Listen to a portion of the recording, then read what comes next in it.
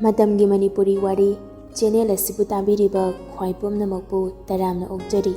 Ngasisu amok mayamgi mafamda puduna lagjari. Yak Laobi Afaobi tarit suba tangkak. Mayam punna taminarasi. Leksina turelduda jongtharasira haina fauba mathanta khanjai. Machindaso mathanta tapna solai. Aina mabuta hanmane aduga aina mo kiduna lekhigadra. Leksina amo khantharuba tawdana phanlauna turelduda jongtharai.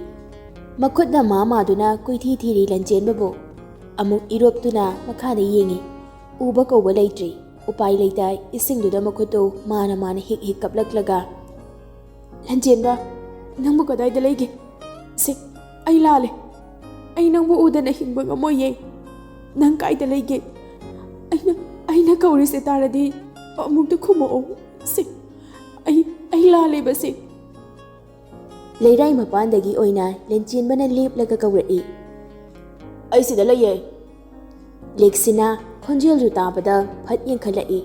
Leirai mapanda lenjenbana thawa isa sadana lepambado obada sauningmana masadu loirame. Thuna prap ka khalaaga makhwang medli. Hainabi oiriba magi masaido porlauna kamkhatlaga. Nang sikhangra nang ha nang. Lenjenbada koitan tanaduna khutumna sui. Lenjenbaso maya ihi higatuna kuchen cheli. Leksina na de mabu iroiba hairamloi haina khallubani. Adubo lanjenbade iroibada nate irupaso phajana hairami. Aduna iruplaga asom khara chathoklaga phaukalakduna Leksinagi mataudo lona yenglambani. Asumna numitu haukhre lanjenbaso magi renta amuk lakduna leire. Leksina so mayumda leire. Edison na Pritambu thabak ama chatminarusi haina mayumdagi kawbani. Pritam so thoina achinba leitabana adum thuna lakduna makhoini leiminarame. Edison dress setilaga mingsel mamangda mang amog tung amog leiduna yenglaga. Bhai, post abram ta yengo hai. Ngasidi nungsibaton tawba chatoine. Khara neiraga chatke. Pritam do Edison gi phamungdoda makhong sangni yan tharaklaga masadu khara haitharaga makhut aniduna ngaklaga phamduna lei. School bag to so nakanda yali. Edison gi maongdu yenglaga. Yare neire nangna. Nungsi barton tawduidabo Leksina daro natraga amadudaro. Edison masamdo amuk semlaga. Taning dehe bai nang ne ngangbasi maba. Leksina gi wado yalina da hayan ge tawbaneba. Jamarak haibase nangna sokta hek thajade. Pritamna amuk serious oishila aga. Bai nang munna di khalaga hayo ko. Nangna Elina da hygriba style dudadi Elina na wakhalama khalamgadrana aina sadaw. Ado koina noini loinarai haidi vacation thabadagi. Edison awado marak thatlaga. Yes, ai badiba 20 days khaktani ko loinarise. Kai amuk lana khana dawrige friend haisidi singhaktani. Siju phawba loina bayai kaino. Adumaina khalakano nangso. Mi mari yam jambani. Mayamna lana obibai wani. Adu hekta haiba yade bai. Nupi haisidi ikayam thiganbani. Maso ikaiduna nangonda phongdokta boyrangani. Noini 20 days khak loina bo oiraso 24/7 de nanga dum loina raga leidi. Wakhal kharadi khananing yaina. Edison na kaisu thoksadana perfume do phat amuk kapsilaga luiraduna. Ihare se bai chalo zila wathi yang leino daida. Pritam upai leidre. Edison na aduma wado thoksadana leibadada. Aduna maso Hoi, school satpasida nupa nangna atuk yam kiradi nupidi kamay tawramlane.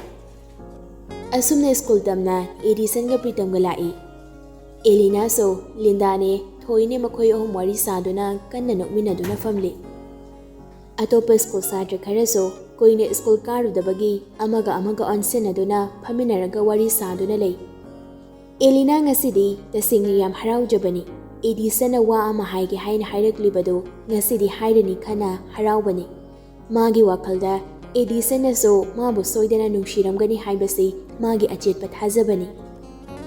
Lindana numit 20 kak vacation pibasida chahi kun muka chapmana rebe maide. Ahana suti thadringai dadi thatningbana. Aduga tharakandana matam lembam khangdedana sige tawe ai. Ahomdo numit lay maru duso khokduna kanna charibani. Thoina numit lay maru khokna. ꯑꯩꯗꯤ ꯅꯨꯡꯉꯥꯏꯍꯦ ꯑꯃꯨꯛꯀꯁꯨ ꯊꯥꯎ ꯍꯥꯏꯔꯤꯕꯅꯤ Korean drama ꯄꯦꯟꯗꯤꯡꯗ ꯂꯩꯈꯤꯕꯁꯤꯡꯗꯣ ꯂꯣꯏ ꯐꯨꯒꯠꯂꯒ ꯌꯦꯡꯊꯠꯄꯅꯤꯗꯅ ꯅꯨꯡꯉꯥꯏꯗꯤ ꯂꯩꯇ꯭ꯔꯦ ꯆꯥꯛ ꯉꯟꯇꯥ ꯆꯥꯊꯣꯛꯂꯒ TV ꯃꯈꯣꯡꯗ ꯑꯗꯨꯝ ꯂꯩꯔꯦ ꯑꯩꯗꯤ ꯑꯦꯂꯤꯅꯥꯁꯨ ꯑꯅꯤꯗꯨꯒꯤ ꯋꯥꯔꯤꯗꯨ ꯇꯥꯔꯒ ꯑꯩꯅꯒ ꯑꯗꯨꯃꯥꯏꯅꯒ ꯇꯧꯕ ꯑꯣꯏꯔꯗꯤꯅꯦ ꯚꯥꯏ ꯑꯩꯈꯣꯏ ꯃꯥꯅ ꯆꯥꯗꯅ ꯁꯤꯔꯅꯤ ꯐꯣꯟ ꯃꯦꯠꯄꯁꯤ ꯐꯥꯎꯅꯦ ꯉꯥꯡꯕꯗ ꯑꯃꯨꯛꯇꯣꯏꯕ ꯂꯩꯐꯝꯒ ꯈꯪꯕ ꯅꯠꯇꯦ ꯂꯤꯟꯗꯥꯅ ꯉꯥꯡꯗ꯭ꯔꯗꯤ ꯅꯪꯗꯤ ꯑꯗꯨꯝ ꯐꯣꯟꯂꯥꯏ ꯆꯨꯔ ꯂꯩꯔꯒ ꯆꯨꯍꯦ ꯃꯤ ꯀꯩꯁꯨ ꯆꯨꯖꯗꯦ ꯏꯕꯦꯝꯃ ꯊꯣꯏꯅ ꯐꯣꯟꯒꯤ ꯃꯇꯥꯡꯁꯤꯃꯗꯤ ꯑꯩꯗꯤ ꯀꯌꯥ ꯏꯟꯇꯔꯦꯁ ꯑꯣꯏꯗꯦ ꯍꯥꯏꯇꯥꯔꯦ ꯅꯣꯏꯒ ꯁꯨꯝ ꯄꯥꯎ ꯐꯥꯎꯅꯅꯕꯒꯤ ꯄꯥꯏꯕꯤꯕꯩ ꯋꯥꯅꯤ ꯗ꯭ꯔꯃꯥꯅ ꯌꯥꯝ ꯊꯤꯅ ꯍꯦꯜꯂꯦ ꯑꯩꯗꯤ ꯗ꯭ꯔꯃꯥꯅ ꯌꯥꯖꯔꯦ ꯂꯤꯟꯗꯥꯅ ꯏꯕꯦꯝꯃ ꯅꯪꯕꯨꯗꯤ ꯀꯣꯔꯤꯌꯟ ꯗ꯭ꯔꯃꯥꯒꯤ ꯗꯤꯛꯁꯇꯨꯒ ꯆꯥꯛꯀ ꯇꯣꯠꯂꯒ ꯆꯥꯎ ꯍꯥꯏꯔꯁꯨ ꯑꯗꯨꯝ ꯆꯥꯒꯗꯧ ꯃꯤꯅꯤꯗ ꯃꯈꯣꯏ ꯑꯍꯨꯝꯗꯣ ꯅꯣꯛ ꯅꯣꯛꯇꯨꯅ ꯋꯥꯔꯤ ꯑꯗꯨꯝ ꯁꯥꯟꯅꯔꯝꯃꯤ ꯁꯣꯝꯗ ꯂꯟꯆꯦꯟꯕꯅ ꯂꯩꯔꯤꯕꯁꯤ ꯊꯣꯏꯕ ꯍꯣꯏꯒꯤ ꯕꯔꯥꯒꯤ ꯌꯨꯝꯅꯤ ꯍꯥꯟꯅ ꯈꯪꯅꯗ꯭ꯔꯤꯉꯩꯗ ꯆꯠꯇ꯭ꯔꯁꯨ ꯍꯧꯖꯤꯛꯇꯤ ꯃꯈꯣꯏꯅꯤ ꯁ꯭ꯀꯨꯜ ꯀꯥꯕꯒꯨꯝꯕ ꯆꯞ ꯃꯥꯟꯅꯅ ꯇꯧꯏ ꯊꯣꯏꯕꯒꯤ ꯃꯃꯥꯅꯁꯨ ꯂꯟꯆꯦꯟꯕꯕꯨ ꯃꯆꯥꯗ ꯃꯆꯥꯒꯨꯝ ꯂꯣꯏꯅꯕꯤ ꯂꯟꯆꯦꯟꯕꯁꯨ ꯃꯌꯨꯝꯗꯒꯤ ꯍꯥꯄꯛꯄ ꯄꯣꯠ ꯑꯃꯇꯪ ꯑꯣꯏꯔꯁꯨ ꯃꯈꯣꯏ ꯏꯃꯨꯡꯒꯤ ꯁꯔꯨꯛ ꯊꯨꯡꯗꯅ ꯇꯣꯛꯂꯝꯗꯦ ꯁ꯭ꯀꯨꯜ ꯗ꯭ꯔꯦꯁ ꯁꯦꯠꯄ ꯂꯣꯏꯔꯒ ꯂꯟꯆꯦꯟꯕꯗꯣ ꯁꯨꯃꯥꯡꯗ ꯂꯦꯞꯇꯨꯅ ꯊꯣꯏꯕꯕꯨ ꯉꯥꯏꯗꯨꯅ ꯂꯩꯔꯤ ꯚꯥꯏ ꯆꯠꯂꯁꯤ ꯂꯥꯛꯑꯝꯃꯦ ꯑꯣꯟꯊꯣꯛ ꯀꯨꯏꯈ꯭ꯔꯦꯗ ꯅꯪꯕꯣ ꯊꯦꯡꯉꯦꯃꯦ ꯊꯣꯏꯕꯅ ꯏꯃꯨꯡꯗꯒꯤ ꯃꯁꯝꯗꯨ ꯁꯦꯝꯂꯒ ꯊꯣꯔꯛꯇꯨꯅ ꯅꯪꯅꯤ ꯍꯦꯕꯨꯠ ꯃꯔꯨꯝ ꯄꯨꯡ ꯉꯜꯂꯤꯌꯦ ꯑꯣ ꯁ꯭ꯀꯨꯜꯁꯦ ꯄꯥꯏꯔꯒ ꯆꯠꯇꯣꯏꯅꯗꯤ ꯚꯥꯏ ꯁꯨꯔ ꯆꯠꯇꯣꯏꯕ ꯈꯪꯉꯕ ꯑꯁ ꯍꯣꯏ ꯂꯣꯏꯔꯁꯦ ꯁꯝꯁꯦꯠꯁꯦ ꯑꯝꯇ ꯍꯥꯜꯂꯛꯀꯦ ꯇꯧꯕꯅꯤ ꯍꯥꯜꯂꯔꯣꯏꯒꯦ ꯌꯣ ꯑꯣꯏꯕꯣꯏ ꯃꯍꯩ ꯈꯟꯖꯔꯅꯤ ꯍꯣꯔꯦꯟ ꯑꯣꯖꯥꯅ ꯌꯣ ꯇꯧꯋꯦꯅ ꯑꯦꯁꯦꯝꯕ꯭ꯂꯤꯗ ꯂꯦꯞꯍꯜꯂꯗꯤ ꯀꯂꯛ ꯍꯦꯛꯄꯦꯅꯤꯗ ꯑꯩꯅ ꯂꯦꯞꯄ ꯂꯣꯏꯔꯒ ꯆꯪꯉꯛꯄꯗ ꯃꯤ ꯑꯃꯗꯤ ꯑꯩꯒꯤ ꯈꯨꯠꯁꯤꯗ ꯑꯗꯨꯝ ꯇꯠꯂꯦ ꯍꯥꯏꯔꯤꯌꯦ ꯑꯅꯤꯗꯨꯅ ꯋꯥꯔꯤ ꯁꯥꯟꯅ ꯂꯥꯛꯄꯗ ꯒꯦꯠ ꯍꯦꯛ ꯌꯧꯕꯒ ꯃꯈꯣꯏꯒꯤ ꯃꯅꯥꯛꯇ ꯕ꯭ꯂꯦꯛ ꯀꯂꯔꯒꯤ ꯊꯥꯔ ꯑꯃ ꯐꯠ ꯂꯥꯡꯅ ꯈꯥꯝꯖꯤꯜꯂꯛꯏ ꯊꯣꯏꯕꯅ ꯒꯥꯔꯤꯗꯨ ꯃꯨꯟꯅ ꯌꯦꯡꯂꯒ ꯆꯞ ꯂꯦꯞꯇꯨꯅ ꯋꯥꯎ ꯀꯅꯥꯅꯣꯅꯦ ꯚꯥꯏ ꯅꯨꯄꯤꯅꯤꯅꯦ ꯊꯧꯔꯤꯁꯦ ꯂꯦꯛꯁꯤꯅ ꯒꯥꯔꯤꯗꯨ ꯁꯠ ꯈꯥꯝꯃꯤ ꯃꯁꯥꯏꯗꯨ ꯐꯨꯔ ꯂꯥꯎꯅ ꯑꯃꯨꯛꯇꯪ ꯀꯥꯝꯈꯠꯂꯒ ꯀꯨꯝꯊꯔꯛꯏ ꯉꯥꯡꯂꯤ ꯇꯧꯕ ꯃꯁꯝꯗꯨ ꯋꯥꯡꯅ ꯄꯨꯟꯈꯠꯂꯒ ꯃꯁꯥꯏꯗꯨ ꯆꯞ ꯇꯤꯡꯅ ꯃꯃꯥꯡꯗ ꯊꯥꯗꯩ ꯒ꯭ꯂꯥꯁ ꯑꯃꯁꯨ ꯎꯞꯄꯤ ꯕ꯭ꯂꯣꯛꯀꯤꯁꯨ ꯋꯥꯡꯇꯛ ꯇꯧꯕ ꯑꯃ ꯇꯣꯡꯉꯤ ꯉꯧꯔꯣꯛ ꯉꯧꯕ ꯀꯨꯆꯨꯗꯨꯗ ꯐꯅꯦꯛ ꯒ꯭ꯔꯤꯟꯗꯨꯃꯒ ꯐꯨꯔꯤꯠ ꯋꯥꯏꯠꯇꯨꯗ ꯄꯨꯜꯂꯤꯕ ꯒ꯭ꯔꯤꯟ ꯆꯦꯀꯔ ꯇꯥꯏꯗꯨꯅ ꯑꯃꯨꯛꯀ ꯍꯦꯟꯅ ꯆꯥꯅꯍꯜꯂꯤ ꯄꯤꯛꯇꯛ ꯇꯧꯕ ꯈꯨꯠꯁꯥꯗꯨꯗ ꯁꯅꯥꯒꯤ ꯔꯥꯁꯤ ꯂꯩꯔꯕ ꯈꯨꯗꯣꯞ ꯑꯃꯇꯪ ꯇꯔꯛ ꯁꯤꯕꯗꯨ ꯐꯥꯎꯕ ꯍꯦꯛ ꯃꯌꯦꯛ ꯁꯦꯡꯅ ꯎꯏ ꯆꯦꯡꯇꯛ ꯇꯧꯕꯤ ꯈꯨꯗꯥꯡꯗꯨꯗ ꯃꯇꯝꯕꯨ ꯈꯪꯅꯕ ꯁꯤꯔꯤꯕ ꯒꯥꯔꯤꯗꯨꯅ ꯑꯃꯨꯛꯀ ꯍꯦꯟꯅ ꯃꯒꯨꯟ ꯍꯥꯞꯂꯤ ꯂꯟꯆꯦꯟꯕ ꯃꯤꯠꯐꯝ ꯍꯣꯡꯗꯅ ꯂꯦꯞꯂꯒ ꯁꯨꯝ ꯌꯦꯡꯂꯒ ꯂꯩ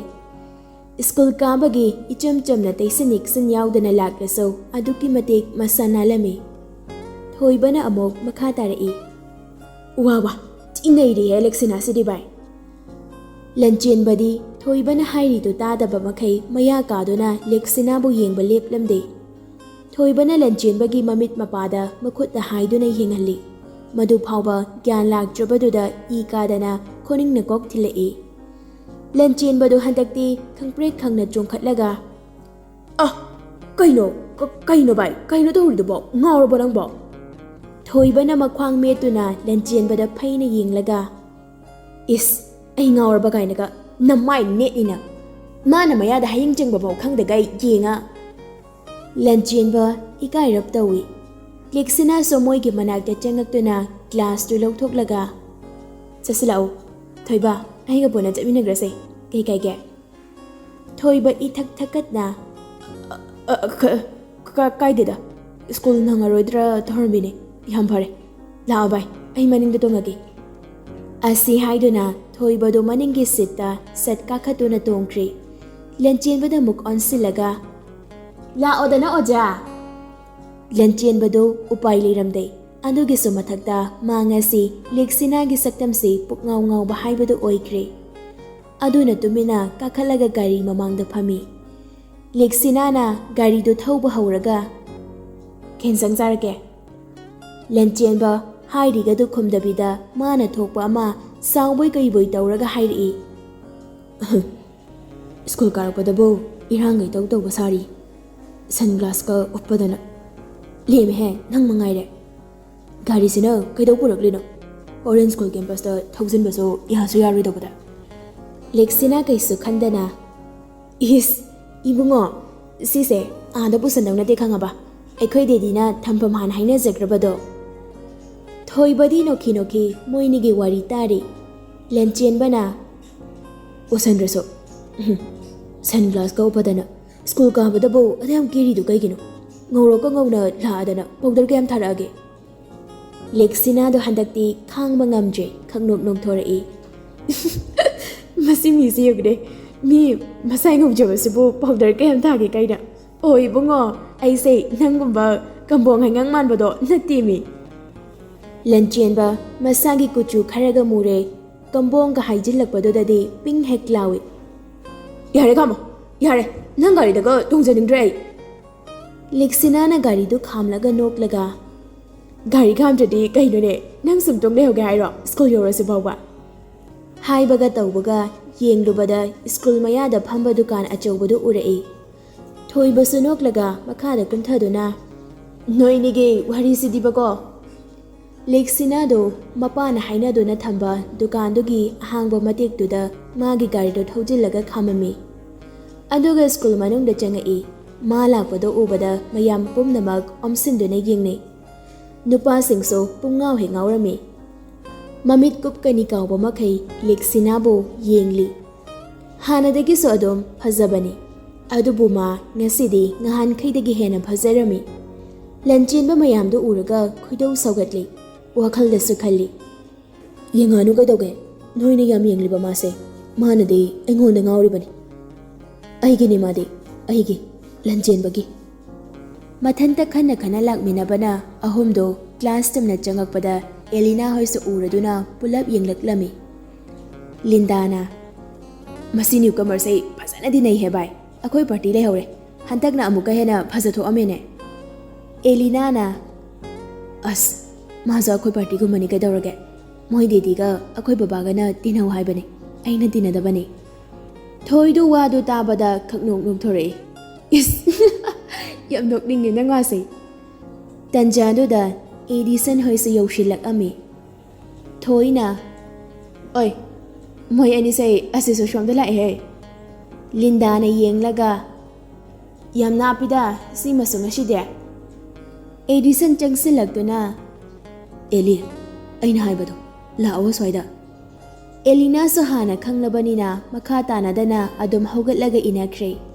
ꯂꯤꯟꯗꯥꯅ ꯇꯞꯅ ꯂꯛꯅꯕꯣꯏ ꯀꯩꯕꯣꯏ ꯌꯥꯗꯦꯀꯣ ꯌꯥꯗꯦꯀꯣ ꯃꯤꯗꯤ ꯌꯥꯗꯦꯀꯣ ꯑꯦꯗꯤꯁꯟꯁꯨ ꯇꯥꯔꯗꯨꯅ ꯑꯣꯟꯊꯣꯛꯂꯒ ꯏꯆꯝ ꯆꯝꯕ ꯋꯥꯅꯤꯗ ꯚꯥꯏ ꯂꯤꯟꯗꯥ ꯅꯣꯏꯁꯨ ꯇꯥꯒꯦꯁꯨ ꯂꯥꯛꯀꯦꯁꯨ ꯂꯥꯛꯑꯣ ꯌꯥꯖꯔꯦ ꯌꯥꯖꯔꯦ ꯂꯥꯛꯆꯔꯔꯣꯏꯌꯦ ꯑꯦꯂꯤꯅꯥꯗ ꯑꯣꯟꯁꯤꯜꯂꯒ ꯊꯣꯏꯗꯨ ꯒꯨꯗ ꯂꯛ ꯍꯥꯏꯅ ꯃꯈꯨꯠꯅ ꯂꯣꯟꯅ ꯁꯥꯏꯟ ꯇꯧꯔꯛꯏ ꯑꯦꯂꯤꯅꯥ ꯅꯣꯛꯐꯦ ꯇꯧꯅ ꯃꯉꯛ ꯅꯣꯝꯃꯒ ꯑꯦꯗꯤꯁꯟꯒ ꯄꯨꯟꯅ ꯆꯠꯃꯤꯟꯅꯈꯤ ꯑꯅꯤꯗꯨ ꯃꯊꯛꯀꯤ ꯐ꯭ꯂꯣꯔꯗ ꯀꯥꯈꯠꯇꯨꯅ ꯂꯦꯞꯃꯤꯟꯅꯔꯤ ꯑꯦꯂꯤꯅꯥ ꯇꯞꯅ ꯏꯗꯤ ꯀꯩꯅꯣ ꯍꯥꯏꯅꯤꯗꯣ ꯍꯥꯏꯔꯣꯗꯅ ꯍꯥꯏꯗꯣꯏꯅꯤ ꯄꯥꯛ ꯍꯦꯛ ꯍꯥꯏꯗꯣꯛꯄ ꯉꯝꯗꯕ ꯇꯧꯔꯤꯁꯦ ꯑꯦꯂꯤꯅꯥꯗꯤ ꯇꯁꯦꯡꯅ ꯍꯔꯥꯎꯖꯩ ꯃꯥꯕꯨ ꯅꯨꯡꯁꯤ ꯍꯥꯏꯅ ꯁꯣꯏꯗꯅ ꯍꯥꯏꯔꯛꯂꯅꯤ ꯈꯟꯕꯗ ꯑꯦꯂꯤꯅꯥ ꯀꯩꯁꯨ ꯈꯟꯗꯕ ꯁꯥꯔꯒ ꯁꯠ ꯍꯥꯏꯔꯛꯑꯣꯕꯁꯦ ꯕꯦꯜ ꯇꯥꯕꯅ ꯍꯥꯜꯂꯅꯤꯌꯦ ꯑꯦꯗꯤꯁꯟ ꯇꯞꯅ ꯑꯦꯂꯤꯅꯥꯗ ꯑꯣꯟꯁꯤꯜꯂꯛꯑꯒ ꯅꯪꯅ ꯑꯩꯒꯤ ꯃꯇꯦꯡꯁꯦ ꯑꯃꯨꯛꯇ ꯄꯥꯡꯕꯤꯌꯨ ꯑꯩ ꯇꯁꯦꯡꯅ ꯉꯥꯎꯔꯒ ꯆꯠꯇꯣꯔꯦ ꯑꯩꯒꯤꯗꯤ ꯅꯪ ꯅꯠꯇꯅ ꯀꯅꯥꯁꯨ ꯂꯩꯇꯦ ꯑꯦꯂꯤꯅꯥ ꯃꯤꯍꯨꯜꯒꯤ ꯈꯣꯡꯖꯦꯜꯗꯨ ꯌꯥꯡꯕ ꯍꯦꯟꯒꯠꯂꯛꯏ ꯑꯗꯨꯕꯨ ꯇꯞꯅ ꯐꯥꯊꯔꯒ ꯍꯥꯏꯔꯛꯂꯝꯃꯤ ꯍꯥꯏꯌꯣꯁꯦ ꯀꯩ ꯃꯇꯦꯡꯅꯣ ꯑꯩ ꯁꯣꯏꯗꯅ ꯄꯥꯡꯅꯤꯌꯦ ꯋꯥꯈꯟꯗ ꯑꯃꯨꯛꯁꯨ ꯃꯊꯟꯇ ꯈꯜꯂꯤ ꯑꯁ ꯈꯔ ꯊꯨꯅ ꯍꯥꯏꯔꯛꯑꯣꯕ ꯑꯩꯅ ꯌꯥꯗꯣꯏ ꯑꯗꯨꯝ ꯂꯩꯔꯁꯤꯕꯣ ꯑꯦꯗꯤꯁꯟ ꯁꯣꯔ ꯁꯥꯡꯅ ꯍꯣꯟꯗꯣꯛꯂꯒ ꯍꯥꯏꯔꯒꯦꯀꯣ ꯑꯩ ꯂꯦꯛꯁꯤꯅꯥꯕꯨ ꯊꯃꯣꯏ ꯁꯦꯡꯅ ꯅꯨꯡꯁꯤ ꯅꯪꯗꯤ ꯑꯩꯒꯤ ꯑꯁꯦꯡꯕ ꯐ꯭ꯔꯦꯟꯅꯤ ꯅꯪꯅ ꯑꯩꯒꯤ ꯃꯇꯦꯡꯁꯦ ꯑꯝꯇ ꯄꯥꯡꯕꯤꯌꯨ ꯋꯥꯍꯩꯗꯨ ꯇꯥꯕꯗ ꯑꯦꯂꯤꯅꯥ ꯄꯨꯡꯉꯛ ꯉꯛꯈ꯭ꯔꯦ ꯑꯦꯗꯤꯁꯟꯗ ꯑꯉꯛꯄ ꯃꯤꯠꯌꯦꯡ ꯑꯃꯒ ꯂꯣꯏꯅꯅ ꯉꯥꯏꯍꯥꯛ ꯇꯨꯃꯤꯟ ꯌꯦꯡꯗꯨꯅ ꯂꯩ ꯃꯄꯤꯗꯨ ꯇꯥꯔꯛꯀꯗꯕꯒꯤ ꯇꯧꯕꯗꯨꯗ ꯎꯈꯤꯕ ꯇꯥꯔꯦ ꯈꯟꯗꯨꯅ ꯃꯃꯥꯏꯗꯣ ꯃꯅꯤꯡꯗ ꯑꯣꯟꯊꯣꯛꯇꯨꯅ ꯂꯦꯞꯂꯒ ꯂꯩ ꯍꯥꯏꯕꯒ ꯇꯧꯕꯒ ꯄꯤꯁꯨ ꯇꯞꯅ ꯆꯤꯡꯊꯔꯛꯏ ꯃꯈꯨꯠꯇꯨꯅ ꯎꯈꯤꯅꯤ ꯃꯇꯥꯒꯨꯝ ꯊꯨꯅ ꯑꯃꯨꯛ ꯇꯩꯊꯣꯛꯆꯩ ꯑꯦꯗꯤꯁꯟꯁꯨ ꯑꯃꯨꯛ ꯃꯥꯒꯤ ꯍꯥꯏꯐꯝ ꯊꯣꯛꯄ ꯃꯈꯥ ꯇꯥꯅ ꯍꯥꯏꯔꯛꯏ ꯑꯩ ꯃꯥꯕꯨ ꯅꯨꯡꯁꯤ ꯐꯣꯡꯗꯣꯛꯀꯦ ꯈꯟꯕ ꯀꯨꯏꯔꯕꯅꯤ ꯑꯗꯨꯕꯨ ꯐꯣꯡꯗꯣꯛꯄꯗꯤ ꯉꯝꯗ꯭ꯔꯦ ꯃꯥꯒꯤ ꯏꯆꯝ ꯆꯝꯖꯕꯤ ꯃꯑꯣꯡ ꯃꯇꯧꯗꯨꯅ ꯑꯩꯕꯨ ꯉꯥꯎꯍꯜꯂꯦ ꯑꯦꯂꯤ ꯑꯩ ꯃꯥꯕꯨ ꯊꯃꯣꯏ ꯁꯦꯡꯅ ꯅꯨꯡꯁꯤꯌꯦ एडिसन एलिना न तुमिना सुम लेबदुदा एलिया ताब्रो मेना हाइसे नंग मतेंग पांगबिबा ngमोय हाइरो एलिना मपिदु सतै थोई मोमो नोक्सिनादुना ममाइदु लेथोरक्लगा ngमनिए कैगि ngमलोइदुनो आइ सोइदना हाइगेदि एडिसन हराउना अदुदि याम नुंगाइरे क्लास अंगजि लाओ नंग चंगो आइ मियमते ngai हौखिगे ओइ अदुदि चंगगेको एडिसन दो क्लास तमना चंख्रे एलिना सो निंगमदना कपई कपई खल्लबसो पीदोदि थिंगबा ngamद्रे मसादो फाजिनबा कयारक होनाजै अदुबु उपाय लेरमदे खांबा ngमलक्द्रबदुददि मनिंग तमना सिंथरसनु मतागोम तपना फमथरकलगा कपी कपपा याबा मखै कपलबा मतोंग एलिना ममाय ममित इपोम पोमना क्लासता तपना चंगई मधु उबदुदा लिंदा अमदि थोई पाखतना येंगी प्रीतम सो एडिसन द ओनसिलगा बाय आइरमब्रा एडिसन नोकी नोकी तौना आइरमे बाय मा सोइदना हाइगे हायवे इसागसे खंयांग हेक यांगबदौना हेक तवे ओ अदुना निदना एलिना से ममित ममाइगसे इपोम पोमना उइ हाइसे एडिसन कैसो खंदना नंग कारंदो खितंगनुबा कारंदा मालबा अैना ngangbase फै फै असि हाइदुना नाकंदा यंगथोक्लुबदा लेक्सिनादो लंचेनबगा थोइबगा पुना लापदो उबदा एडिसन गी पाम्पोमदा पाइरगा तु लेक्सिना से लुपा अनिगा लकमिनाइसे येंगवने नोक नोक्तना एडिसन सो येंगलगा कना ओरजानो सिना मबुंगुमगा ओरमनिदा मबुंग ओरमददना को अमादो ओरमदना ओस नंगना बेथुदेपगी वा ngakta थोइबना केंजंग जारके नंगदि लेक्सिना मस्क्यूटो सिग्नेचर नोइदि थोइबा इंगगगना ए कयन सांगो अदुना मस्क्यूटो सिग्नेचर हाइबो अदो आइबोदि इरोमबो सारे लंचेनबो वांगांगदे तुमिना अदोम चटफम थोकपदो चटली मस्क्यूटो हाइदिने कांगदो अदुगा सिग्नेचर आइरगना सोय कांग प्लस सोय कांग सोय थोइबदो नोक्लगा ए याइने नंगसा अदो अयंग सा खोइलो लाक्तोरो ngairamgi ngantana nang garido adunga saigido chamhana uine anna ubanate ko ngarang da laibani aduini masaido foit amu kam kaili ado lage nganta loisilam hoi hoi aidi andakti khungup tumba kara antharani tawrise bhai nang migi gari am tongningbra ha थोइबा ngakna ए याम तोंगनिंब्रा काइनगा तोंगनिंगे अदुबु कैदोगे तोंगनिंगदबगा सारगा तोंगबुददि ममांगदा फमगा तोंगिने लेक्सिना नोकी नोकी वारी तारी लंचेनबा इकाइबे कैबोय थोइबदा खुनिंगना खंगथिन थिल्ली थोइबा मखुतुना नालगा अय ओयमा खुनिंग मपिजिदिबको खितंग तवयादे माइ खुनिंगजे हेक्ता थिनजिलकनिबा अइबो माइ खुनिंग थिनफमगी टाइपता असि हाइरगा किंदु थांगतलगा उतली लेक्सिना ना थोइबदो अनसिलगा नंगी सुना खुद याउरिदुबो लेक्तिंगिरो ओ इंजनदना गदविने अदोइदे नंगजो नुंगाइब्रा मोदो असि हाइदुना लेक्सिना दा मना लई थोइबदो नोक नोकदुना क्लास दा चिनसिनगी अयो मम्मा आया नाये हाइबने मम्मा लमदो हेनगोदना नंग हाइपायम सागोबा सावो लेक्सिना फागी तौरई हय हय लेबियो आइदि नंगना वारकदना कनाना वारकपिने लंचेनबा लेक्सिनागी मना लेरंबदो खंथा थादोई ए कैदौरे थादोदे लेरखो से लेरखो बसे लेरखो असि हाइदुना मनादो उत्सिली अफाउबी असि हाइरमलगा कना क्लास तमना चेंसलई अयो लंचेनबा पाखतना सॉरी सोप्रो एडिसन न साउना सोक्ट्रदि कैनो हा नमितो हनतुना येंगगा चटपा याद्रो प्रीतमना अस तो हेनंग सुबाय एडिसन दो लेक्सिना गा लंचेनबगा तौरिदो नसाइदगी उबगी साउनिंगदुना हाइरक्लमी तोकपादि कैनो कैदोबै तोक्तुनो लंबी असम चाउबसिदा तौबा मा यावगेना तौरिनि मागिसे Sorry, ꯑꯩ ꯇꯁꯦꯡꯅ ꯎꯍꯧꯗꯕꯅꯦ, ꯋꯥꯔꯧꯕꯤꯅꯨ. ꯅꯪꯅ ꯇꯣꯛꯎ ꯍꯥꯏꯔꯒ ꯍꯦꯛꯇ ꯇꯣꯛꯀꯗꯕ꯭ꯔꯣ ꯑꯩꯅ? ꯅꯪ ꯀꯌꯥꯝ ꯐꯕ ꯃꯤꯅꯣ ꯍꯥ? ꯑꯁꯤ ꯍꯥꯏꯗꯨꯅ ꯂꯟꯆꯦꯟꯕꯒꯤ ꯐꯨꯔꯤꯠ ꯀꯂꯔꯗꯨ ꯄꯥꯏꯗꯨꯅ ꯏꯟꯂꯤ. ꯀꯤꯟꯅ ꯊꯤꯟꯒꯦ ꯍꯥꯏꯗꯨꯅ ꯃꯅꯥꯛꯇ ꯆꯪꯁꯤꯜꯂꯤ. ꯃꯅꯤꯡꯗꯒꯤ ꯑꯦꯗꯤꯁꯟꯒꯤ ꯃꯃꯥꯡꯗ ꯐꯠ ꯂꯥꯎꯅ ꯂꯦꯞꯁꯤꯜꯂꯛꯏ ꯂꯦꯛꯁꯤꯅꯥꯗꯨ. ꯃꯁꯥꯏꯗꯨ ꯐꯠ ꯀꯥꯝꯈꯠꯂꯒ ꯋꯦꯠ ꯄ꯭ꯂꯤꯁ. ꯃꯥꯅ ꯀꯔꯤ ꯂꯥꯜꯂꯝꯃꯒꯦ? ꯑꯦꯗꯤꯁꯟ ꯂꯦꯛꯁꯤꯅꯥ ꯑꯣꯏꯔꯝꯕꯗꯨꯗ ꯁꯥꯎꯔꯝꯕ ꯃꯥꯏꯊꯣꯡꯗꯨ ꯁꯠ ꯍꯟꯖꯤꯜꯂꯒ ꯇꯞꯅ ꯑꯩꯉꯣꯟꯗ ꯊꯦꯡꯖꯤꯜꯂꯛꯂꯤꯅꯦ ꯂꯦꯛꯁꯤ. ꯂꯦꯛꯁꯤꯅꯥ ꯈꯨꯕꯥꯛꯇꯨ ꯐꯠ ꯊꯥꯡꯒꯠꯂꯒ ꯉꯥꯏꯈꯣ ꯍꯥꯏꯒꯨꯝ ꯁꯥꯏꯟ ꯇꯧꯏ. Don't call me like that again. My name is Lexina. Lexina Thokjom. Understand? Adugane, soiba haibase tamma ngamma nate. Aduna amuk soibada adumaina mi amadane amana threaten tawgadaba nate. Paktaba nature tadabada yam so tawrakana. Mid songni spec hapti. Edison do let tawna hairi. Nate Lexi. Nang sense amta pugri. Aidi icham chamna som. Lexina kon kalab. I said don't call me Lexi. Masaido modfat kamkhatli aduga makha tarai. Most people have 5 cents and some people have 6 cents. But you are blessed with 7 cents. An extra sense of yours is nonsense. Asi haiduna sauna lenchenbagi makhutu tapaiduna changasilaw haibagi matagom soro jingdana class tamna jangki.